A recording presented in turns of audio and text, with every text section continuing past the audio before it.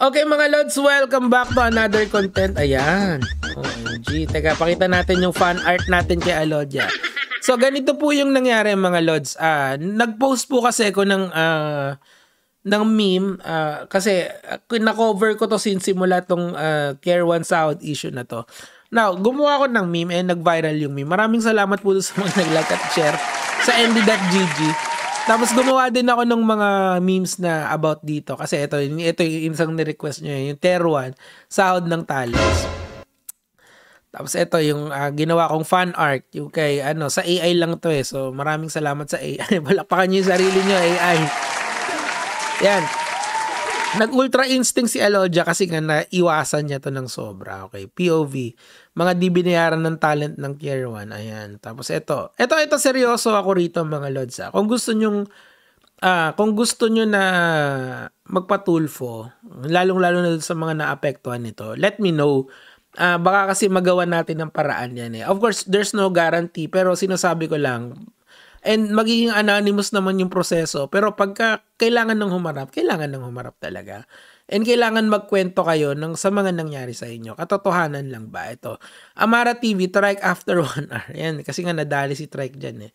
Tapos yung mga tao rin, pinagtitripan siya. Pag umabot dito, type mo Trike Patrol. Tier 1, Tier 1 pa man din yung pangalan. Sabi ni Marky Marcos Lista, naging fan ako ng Tier 1 dahil kay Boss A. Nung nawala na siya sa Tier 1, di na ako nag-interest. Lagyan natin to ng konteksto. Si Miss Alodia Goshing Fio kasi, hindi nyo na itatanong. Yan ay isang legend ng gaming industry. Talagang bago pa lang magkaroon ng etong gaming industry na to, bago pa to lumago, may Alodia Goshing Fio na.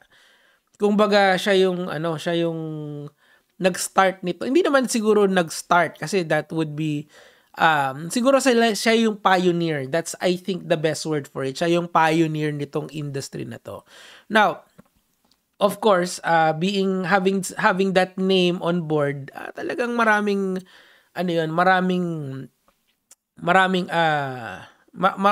benefits yun since ikaw yung pioneer. Yun nga.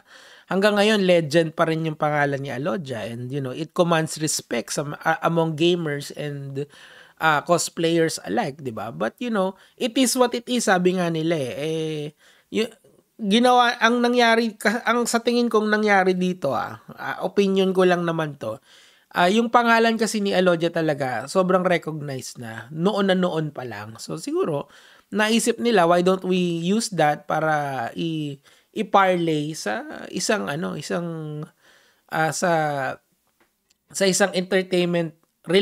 gaming entertainment related na kumpanya, which is yung Tier 1 niya. Kasi I think yun yung talaga yung naging position ni Alodia Goshing Fio siya. Kasi si Alodia Goshing Fio siya. Mamaya explain natin lahat yun. Relax lang. Basahin muna natin yung mga mga comment nyo. Ito, Boss Andy, sana ask ko, di ba sila kong talent din niya or nangyari din yung di invited sa kasal? Hindi yan ang hindi ko alam. Siguro naman na-invite sila Alodia, sila kong doon.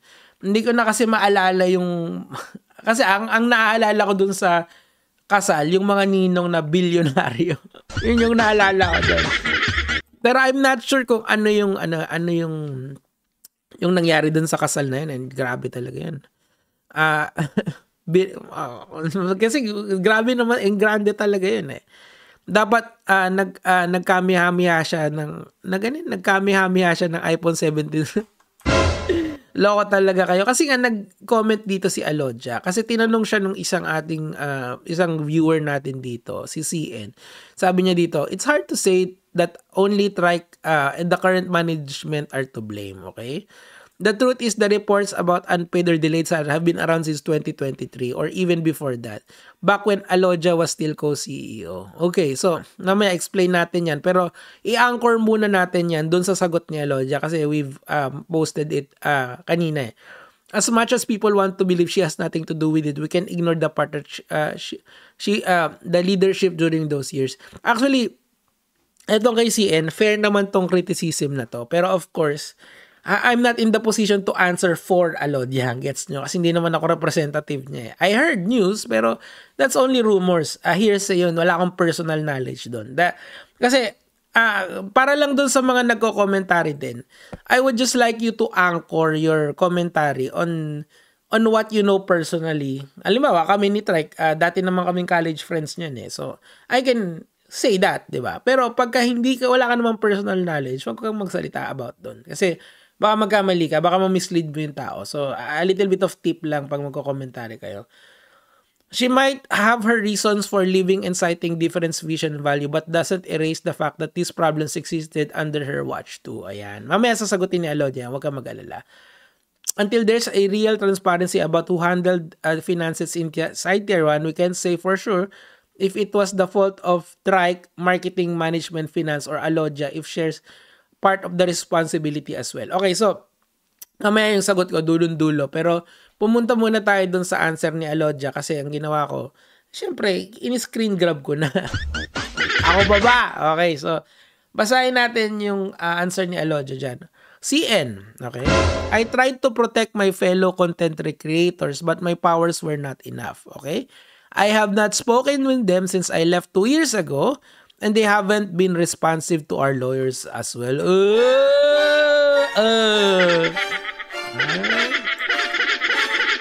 Grabe. I hope they sort things out. P.S. I've never had control over the finances of Tier 1. Okay? The lack of transparency is one of the reasons I left the company. Ooh! Aru! Okay, so i-break it down muna natin yung kay CN muna. Balik tayo dito sa comment ni CN tapos i-breakdown ko sa inyo. Okay, so ang rinig ko kasi dito, si Alodia kasi, rinig ko lang naman and I will qualify this as hearsay. Kaya siya kinuha ng Tier 1 or kaya siya nandun for her name. Kasi nga, di ba sinabi ko sa inyo, si Alodia Gosheng Fiao, wala pang gaming industry, nasa gaming industry na siya dito sa Pilipinas. Gets nyo? Pioneer siya eh. Kumbaga may namesake na siya doon sa mundo ng gaming. Di ba? Como Shop days pa lang, may Alodia Gosheng Fiao na eh, di ba? Ano ba yun yung mga old school, di ba? Na bago pa, ganito ka pioneer si Alodia. Wala pang Mineski. Meron ng Alodia and Mineski is a very old brand at this point in time, di ba? Ganon siya ka deeply rooted sa gaming and sa cosplaying as well. So ano nangyari? So in my research, qualify naman natin to as research na si Alodia is actually the one who nagka-idea si Trike na okay to gawa tayo ng company natin. Yung company natin will be the one na magsaserve sa mga gamers. Okay? Sila yung magiging entertainment, magiging parang star magic tayo ng mga gamers. Okay?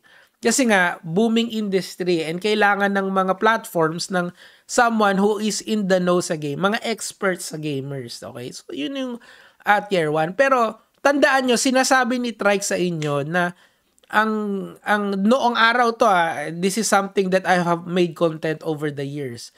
Sinasabi ni Trike sa inyo na yung gaming industry, yung Tier 1 kasi it's not just for gaming. We are an entertainment company. So meaning to say, hindi lang sila sa gaming. Pero nakilala kasi sila sa gaming. Parang yun yung naging forte nila. Okay?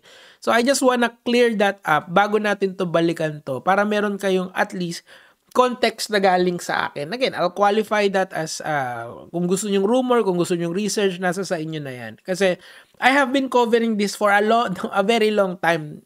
2019 pa yata. So, alam ko to from the get-go, di ba? Panahon pa lang na nandyan pa si Kong TV, di ba? Nung nandun pa lang sila sa, ano to? Yung condo sa QC, yung Kongdo, di ba? I believe partnership yun with Tier 1, di ba? Those were the days na talagang papunta pa lang sa peak ang Tier 1. Ngayon kasi medyo, alam mo yun, it went from peak to not peak. Yun na lang yun. So, Ngayon, having said all of that, eto, until there's real transparency about who handled finances, tier 1, we can say for sure, it's not Alodia who handles this. Kasi nga, I believe na kinuha siya ng tier 1 because of, or nandun siya sa tier 1 because of her name. It commands respect eh. Of course, cosplayer yan, gamer yan. And in fairness naman kay Trike, bago tayo pumunta sa disaster na to, naging maganda naman, naging maayos naman ng tier 1. So it is unfair to say na kalokohan ng buong stint ng tier 1. Ito lang, may issue lang ngayon eh, which is sana makover ng tier 1. Sana mabayaran nila yung mga dapat bayaran. Okay? Now, let's go to Alodia's answer. Dahan-dahanin natin, okay? Sabi niya dito, I've tried to protect my fellow gamers but powers were not enough. Of course. Why? Kasi nga hindi naman siya yung ultimately nagde-decide sa mga bagay-bagay sa kumpanya na nandun yung pangalan niya. Siguro, in a sadder manner, I would say na si Alodia doon ay placeholder. Gets nyo? Kasi syempre, yung pangalan niya, magagamit dyan. Wala naman siyang choice kasi siya yung CEO, di ba? On paper, siya yung CEO. So, siguro, after a while, napika na siya, tapos umalis na siya, di ba? Kasi ayaw niya na yung direction ng company, di ba? Look, nung araw, never nagpartner ang tier 1 sa gambling, di ba? Pero quite recently, na-involve sila sa gambling. Yung gambling pa na hindi sa PAGCOR. O, doon ko na lang ilalagay. Ayoko nang palalimin pa eh. Pero, you get what I'm trying to say, di ba? Alam nyo naman yan, kayong mga nanonood sa akin. I haven't spoken with them since I left 2 years ago, di ba? 2023 kasi siya umalis. So, actually, magti 3 years na kasi ilang kadyot na lang. Nasa 2026 na tayo. They haven't been responsive to our lawyers as well. So, ano ibig sabihin yan? It's probably meron silang mga demands sa tier 1 at hindi pa nila inaakyat sa korte to. Maybe meron silang ina-ask sa tier 1 na ito yung kailangan namin pero I'm not sure of the nature pero pag sinabi mo kasi they haven't been responsive to our lawyers as well, it's number one, no one is compelled naman to answer you unless ipapasabpina ka or i-complain ka sa korte, di ba? So it's probably a demand ni Alodia on their part pero siguro she is too busy na magsampa ng kaso sa tier 1, di ba? Kasi diyan pupuntahan pag ayaw mong mag-comply doon sa abogado nung kabila or doon sa request or sa demand nung kabila, di ba? I hope they sort things out. Ato. PS, I never had control over the finances of tier 1. The lack of transparency is one of the main reason I left the company. Okay, so again, sinasabi ko nga sa inyo, it could be the case na si Alodia is just a placeholder. Sa pangalan lang siya CEO, okay? Pero hindi siya yung talagang nagde-decide na ultimately sa lahat ng bagay. Which is, actually, ganun naman talaga yung mga malalaking kumpanya. Hindi isang tao ang mag-decide kung saan tutungo yung kumpanya. Okay? Most likely, siguro may mga board members ang tier 1. Pwede yon, di ba? Pero we will never know the machinations of tier 1 unless they say it publicly. Kasi of course, it's a private company end of the day. They are not compelled by the whims of us na kung eto yung magsalita kayo, tier 1, hindi po ganun yun. Unfortunately for us, we can only base our answer. Kita nyo, matagal ko nang alam tong sinasabi ko sa inyo, pero bakit inantay ko na magsalita yung someone like Alodia bago ko sabihin sa inyo yung mga chismis na alam ko? It's because wala akong basis, magmumukha akong sobrang chismoso kung sasabihin ko sa inyo yung alam ko. Ngayon, na nagsalita si Alodia, at least meron akong basis, diba? Ito yung narinig ko nun, kita mo confirmed, diba? So, that's the sad reality of things. Now, ulitin ko, final na to. Kung gusto nyo, kung kayo ay naapektuhan nitong issue na to, at gusto nyo tong dalhin sa ibang platform, let me know. Sa nd.gg, mag-message lang kayo, magiging anonymous lahat to. Ko-compile natin lahat ng nagre-reklamo, tapos we will escalate it properly. Ibig sabihin, pag ayaw mag-comply dito, hindi nyo kami binayaran, Okay, next step. Ano yung next step natin? Magpapatulpo. Next step ulit, magpapadole. Next step ulit, ayan na. Doon na tayo pupunta sa legal kung kinikailangan. Kasi I am a friend of Trike. End of the day, I want the best for him. Kasi kaibigan ko yan eh. Meaning to say, may mga at this point in time, it is fair to say na may mga naargabyadong tao. Pero ayoko rin naman na malagay sa kapahamakan si Trike altogether or yung kumpanya niya. Meaning to say, let's do it properly. Ayaw niyong mag-comply, ayaw niyong magbayad. Ano yung reason kung ba't ayaw niyong magbayad? May promissory note ba? Paano niyo babayaran tong mga talents na to? Kasi malaking pera yung sa iba eh. O eto yung gagawin natin. Kung ayaw, edi may kalalagyan. Trabaho, gusto trabaho, ayaw sahod, di naman pwede. Yan lang naman po yung sa akin for today, mga lord.